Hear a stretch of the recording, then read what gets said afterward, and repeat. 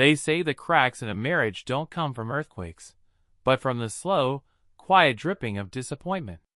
If that's true, then the night it all fell apart wasn't the beginning. It was just the moment I stopped pretending not to notice the leak. My name is Jack Monroe. I'm 32 years old, a mechanical engineer, and until recently, I thought my marriage to Claire was solid. Not perfect, sure, but solid enough. We had the usual stressors: work deadlines, in-laws, differences in how we folded laundry, but nothing insurmountable. Or so I thought. Claire and I had been married for 4 years. She worked as a marketing manager for a skincare company, loved oat milk lattes, Sunday morning yoga, and her family. Especially her family. Her parents, Richard and Evelyn, were, how do I say this diplomatically? Difficult, passive-aggressive, nosy, overbearing. Her younger brother, Kyle, was a walking entitlement complex. He still lived with their parents at age 26, didn't have a stable job, and seemed to believe that any success Claire had was something she owed to the family. I tolerated them. I bit my tongue. For Claire. Until the night of the dinner. It was Richard's birthday. Evelyn insisted on hosting a formal dinner at their house, a 3-story colonial Claire's parents had bought decades ago and never stopped bragging about. We were seated around a long mahogany table, silver cutlery clinking, wine glasses full. It was supposed to be a pleasant evening, but tension hung in the air like fog. It started when Kyle made a comment about Claire's promotion. "Must be nice to get rewarded just for showing up to Zoom meetings," he said with a smirk. Claire laughed nervously. "It was a lot more than that, Kyle. You know how hard I worked. Just saying.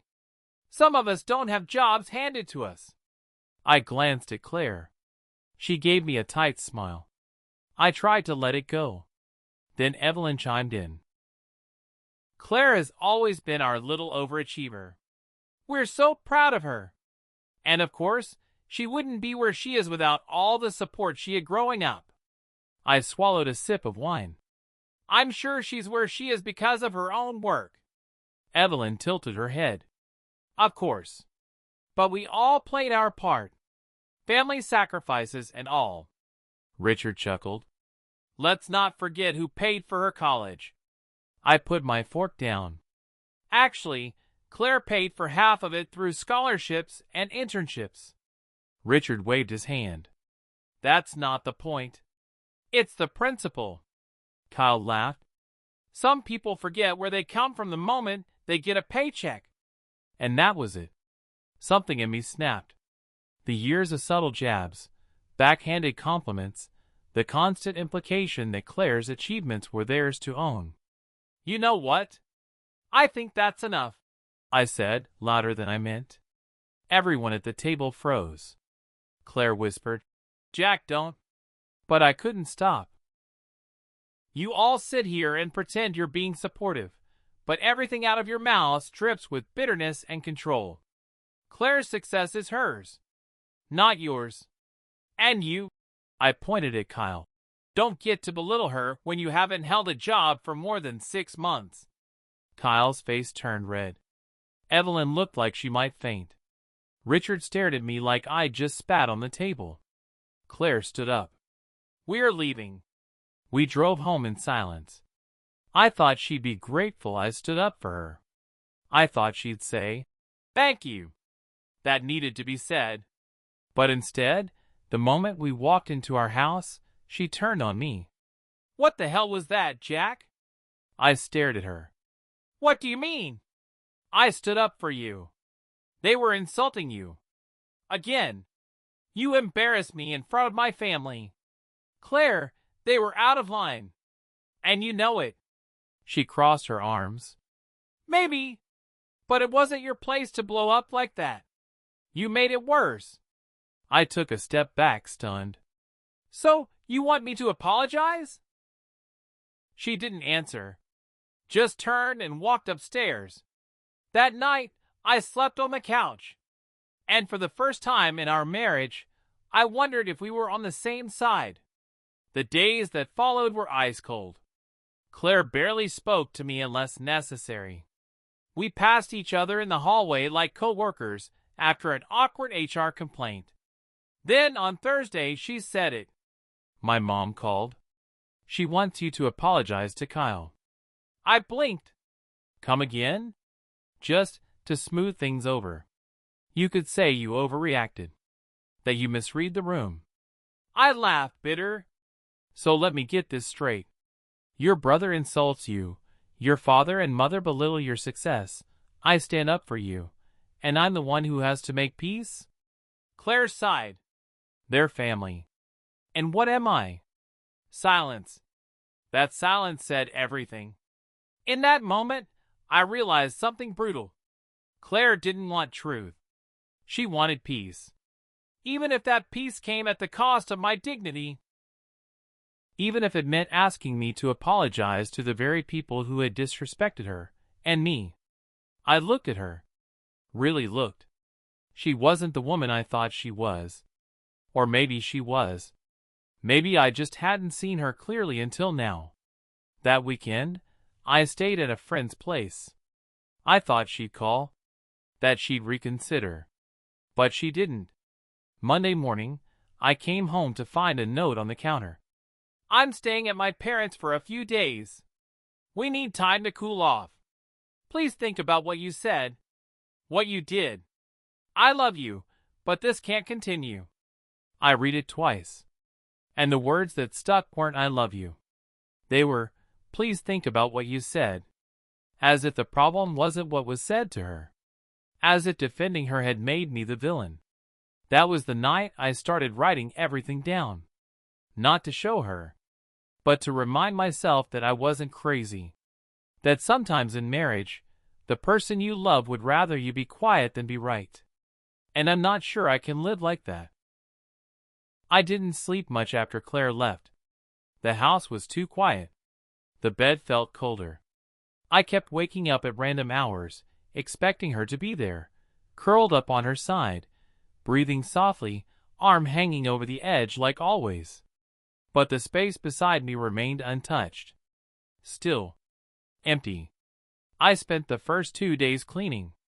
Not because the house needed it, but because it gave my hands something to do. I scrubbed the kitchen until my knuckles were raw. Organized the pantry.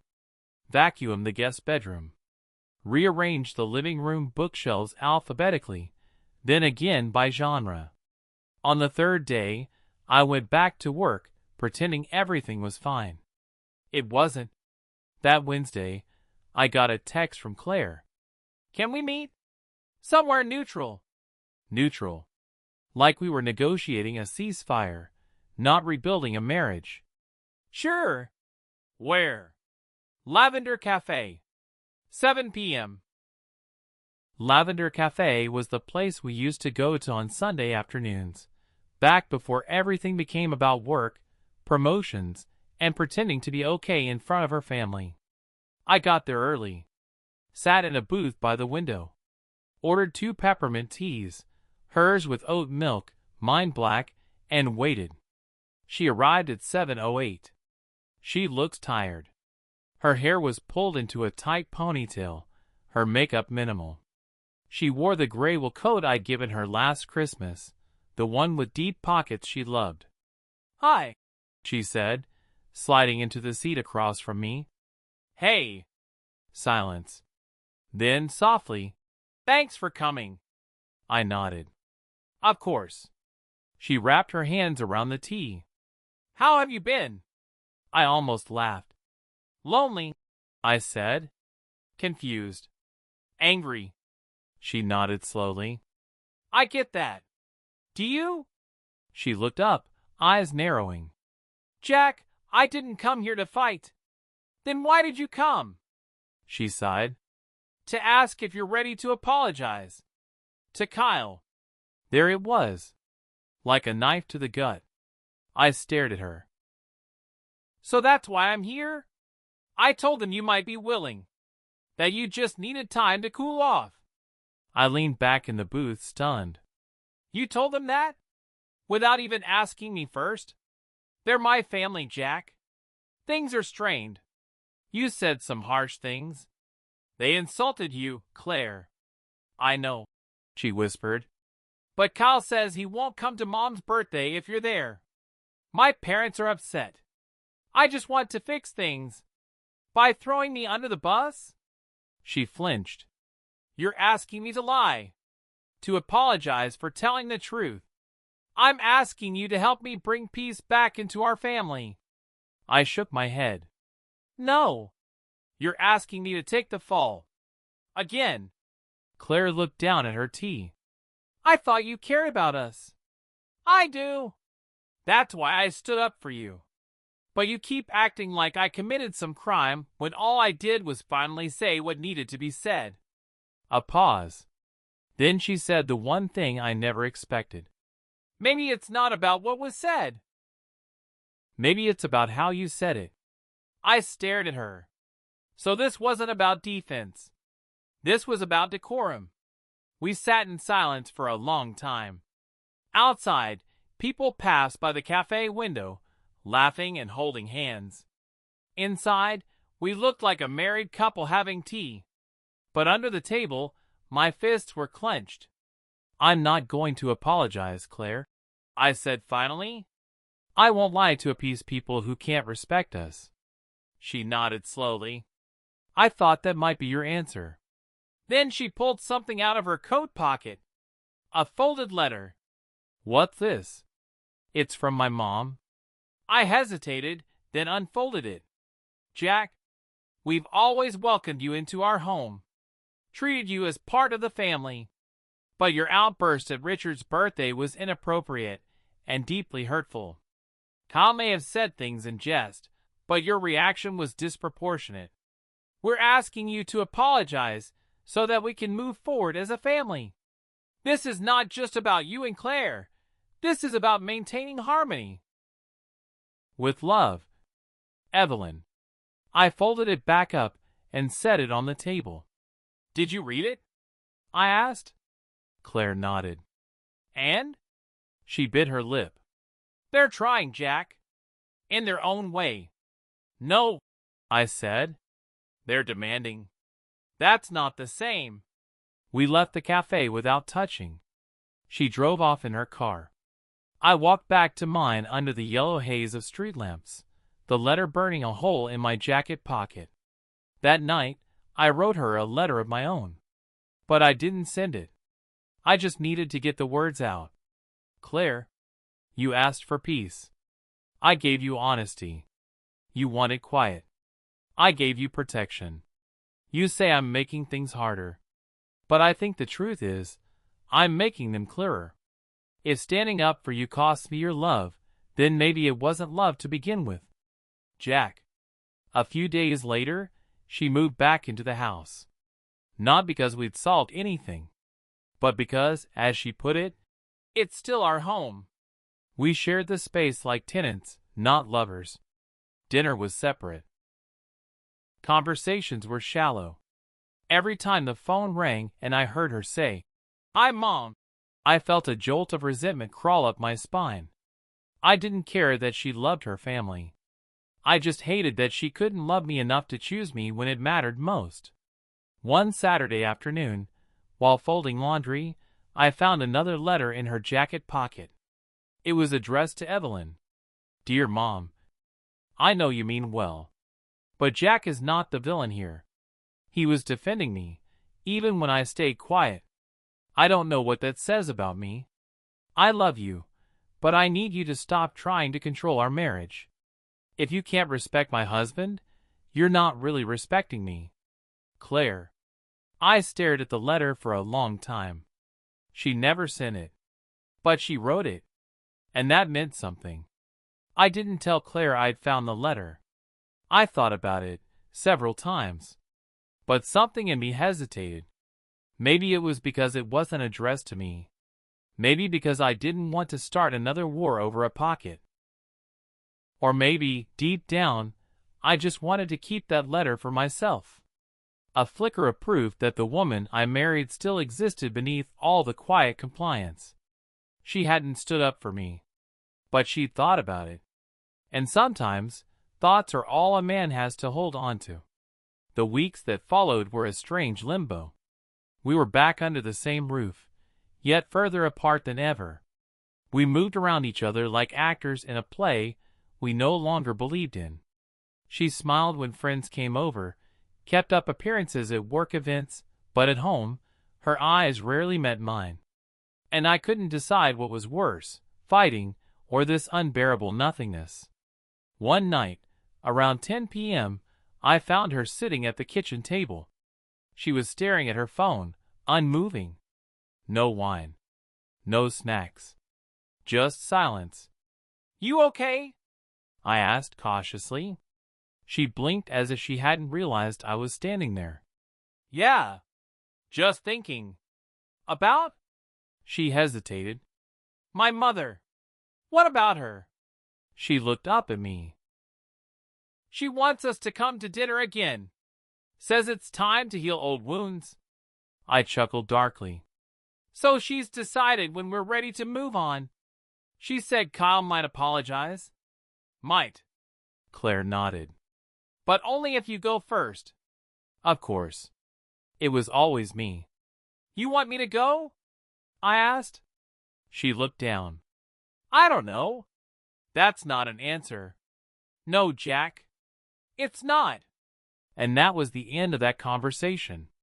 The next day, I booked a solo weekend trip to the cabin upstate. The same place we'd gone for our second anniversary. I didn't tell her I was going until I was halfway there.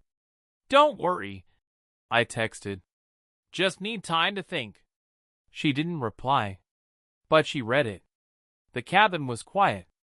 No Wi-Fi. No distractions. Just a single burner stove, a woodpile, and a scratchy mattress that remembered every bad night's sleep it had ever hosted. I sat by the lake for hours, watched birds dive for fish, listened to the wind rattle the trees. And I asked myself the hardest question I've ever had to face. Was Claire still the person I fell in love with? Or had I fallen in love with the idea of who I thought she could be? The answer didn't come in words. It came in memories. I remembered our first apartment, the one with the leaky sink and the broken heater, and how she'd surprised me with candles and a blanket fort when the power went out. I remembered her laugh. Loud. Unapologetic. The kind of laugh that made strangers glance over and smile without knowing why. I remembered how, in our second year of marriage, she stood up to a client who tried to steal her work and said, "No, you don't get to take credit for what I built." That woman was bold, fearless, full of fire. Where did she go? And who replaced her? On the second night, it rained. I sat inside by the window with a journal, writing half-formed sentences and questions I didn't have answers for. Around midnight, my phone buzzed. A message from Claire. "I wrote that letter to my mom. The one I never sent. I know you saw it. I could tell by the way you folded my coat. You never fold my coat." I stared at the screen. Then another message. "I didn't send it because I was scared. Not of her. Of what it would mean. Of what standing up to her would say about me and about us." And finally, "But I'm not scared anymore." I came home the next evening. Claire was in the living room, sitting cross-legged on the rug, a stack of old photo albums open in front of her. She looked up as I walked in. "Hey, hey." She pointed at the albums. "I found these while cleaning. Remember this?" She held up a picture of us in Paris, Claire mid-laugh, me squinting into the sun, our arms wrapped around each other. "Yeah," I said, smiling. "I remember that morning. You spilled orange juice on a stranger." She laughed. "He said it was the best part of his vacation." I sat beside her. She didn't pull away. "I told my mom we're not coming," she said softly. I looked at her. She met my eyes. "I told her I'm done letting them use guilt to control me." I said if Kyle wants to apologize, he knows where we live. But I'm not asking my husband to bend just so they can feel better about what they did. It was quiet for a long moment. And then I whispered, "Thank you." She took my hand. I should have said that sooner.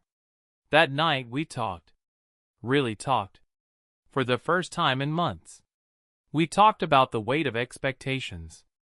About family dynamics and childhood wounds. About why silence sometimes feels safer than truth. And about how that safety costs more than it's worth. We didn't solve everything.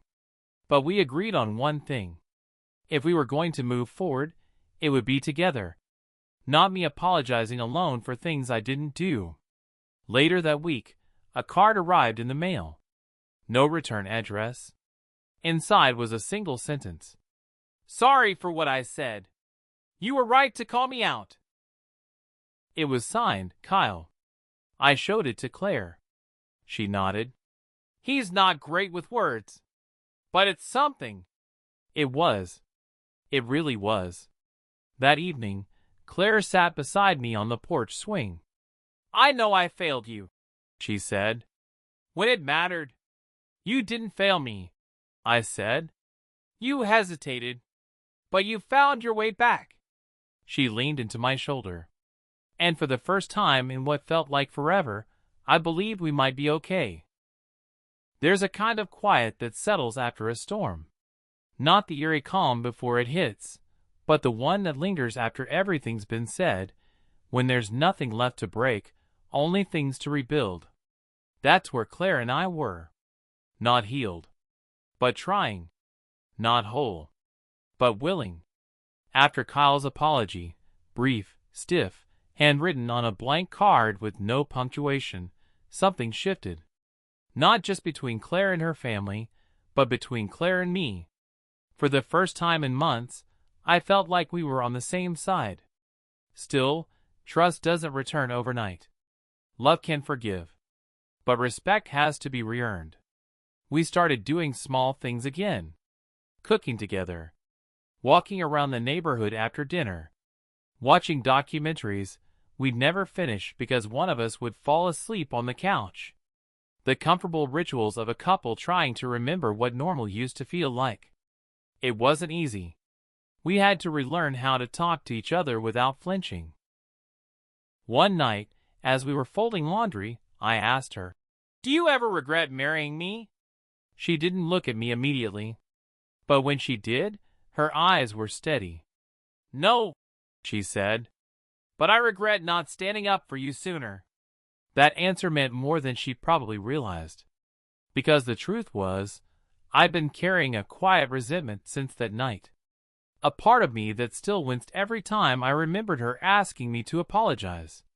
That part didn't disappear because of one good week or a scribbled apology from Kyle. But it started to soften.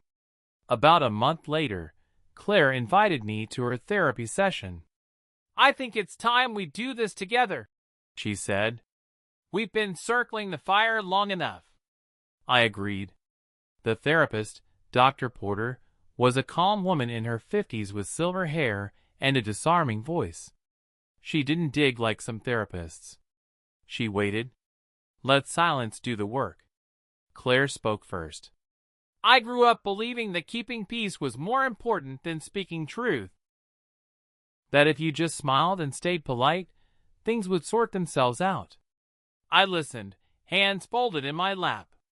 But I learned that silence is a kind of betrayal too, especially when it protects the wrong people. She turned to me. "I didn't stand up for you when I should have. I let my fear of disappointing them be louder than my love for you. And I'm sorry." I didn't speak for a moment. "When I did," I said, "I didn't need you to fight for me. I needed you to fight with me. To know I wasn't alone." Claire nodded, eyes wet. "I know that now." The weeks after that session were some of the best we'd had in a long time. Not because things were perfect, but because they were honest. Claire called her mother less. Stopped running every decision past her.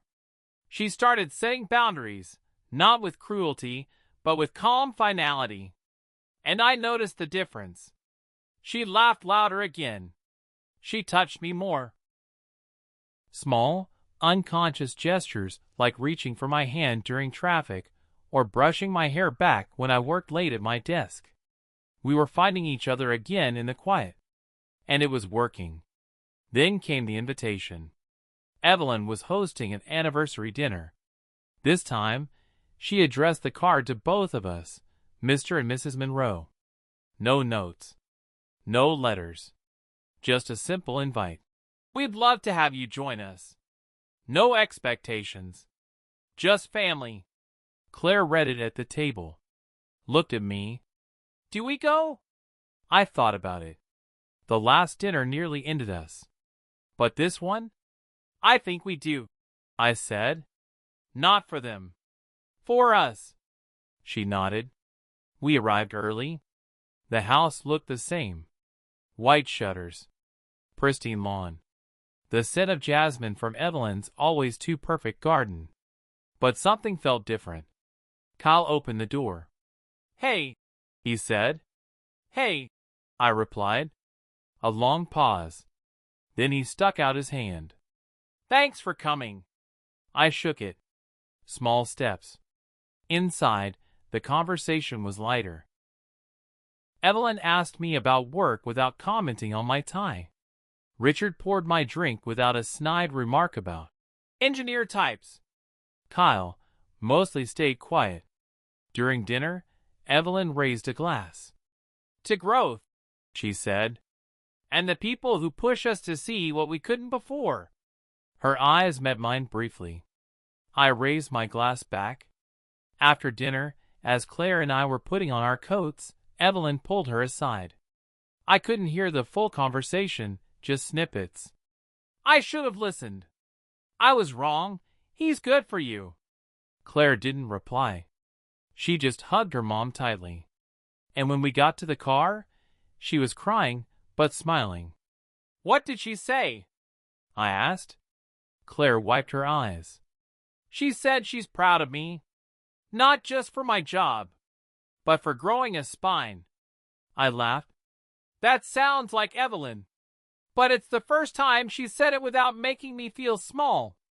That night, back in our bed, Claire curled into me like she hadn't in months. Jack? Yeah. Thanks for not giving up on me, even when I made it really hard to love me. I kissed the top of her head. I didn't stay because it was easy. I stayed because the hard part is what makes it real. She didn't reply, but her hand found mine beneath the covers and held on like she was finally ready to fight for something bigger than peace. She was ready to fight for us. 6 months after that dinner, I stopped bracing for impact every time Claire's phone lit up with, Mom. We were different now. Not healed in the way fairy tales end, but mended in a way that felt honest. Our scars had shape. Our wounds had names. And we finally knew how to talk about them without flinching. But even healing has its tests. It was a Friday night when the next storm rolled in. Claire was sitting on the couch, laptop open, when she said, My parents want us to come to the lake house this summer. 2 weeks. I looked up from the laundry I was folding. 2 weeks? Yeah. They say Kyle's doing better. Mom even said she's been reading books on emotional boundaries. I raised an eyebrow. Does she know you can't highlight over people's lives with a highlighter? Claire laughed. Probably not. I smiled, then paused. Do you want to go? She hesitated. I don't know. Part of me wants to believe it'd be good. Another part wonders if I'm just setting us up to repeat everything. I nodded. Then maybe we don't go for 2 weeks. Maybe we go for 2 days. Feel it out? She looked at me. Would you really go back there? After everything? I leaned forward. If you want me there, I'll go. But not because I have to. Because I choose to. Claire blinked fast. Her voice cracked a little. Okay. Just a few days. That's the thing about rebuilding. It doesn't happen in grand gestures. It happens in choices. In small, quiet yes. At the lake house, things were almost surreal. Evelyn cooked but didn't comment on how Claire set the table. Richard told stories without correcting me. Kyle even asked how work was going, and listened when I answered. But what shocked me most was when Evelyn handed Claire a glass of wine one night and said, "I know I made things harder for you than I should have. I'm learning." Slowly. Claire's eyes filled, but she didn't cry. She just nodded and said, "That means a lot." It did. To both of us. One afternoon, Claire and I took a canoe out into the lake. The sky was soft blue, the water glassy and quiet. I rowed in slow strokes while she trailed her hand across the surface. "This," she said, "feels like the beginning." I looked at her. "I mean, we've been married for 5 years, but this piece, it feels new. Like we're choosing each other all over again." I dropped the oars. Let the canoe drift. "I think we are," I said. "Choosing again. Not because we forgot the pain, but because we remembered what it was for." She smiled, tears in her eyes. "You could have walked away, Jack." "I almost did," I admitted. "But every time I got close, I remembered how you laughed the first time I sang in the car. How you defended that ridiculous floral couch we bought.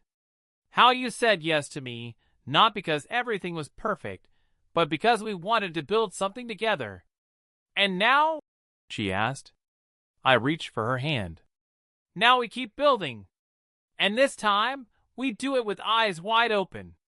We went home that weekend lighter than we arrived. Claire sent her mother a thank you text without second-guessing every word. I went back to work with less weight on my shoulders. And on the anniversary of our wedding, the very night I once slept on the couch in anger, Claire surprised me with a dinner under string lights in the backyard. Our backyard. There were flowers, music, candles in old jars. And Claire, in the same navy dress she wore on our first date, said to me, "I used to think keeping the peace meant staying quiet, but I've learned that real peace comes from truth." From standing beside each other when the storm comes, not pretending it's sunny. I pulled her into a slow dance, no music but our breathing. And I whispered, "Thank you for fighting for us. I won't pretend every day after that was perfect." There were still hard conversations. Still moments when the past crept in through the cracks. But we faced it together. And that made all the difference. Not because I was right. Not because she was wrong. But because in the end, we chose us, over silence, over pride, over everything else.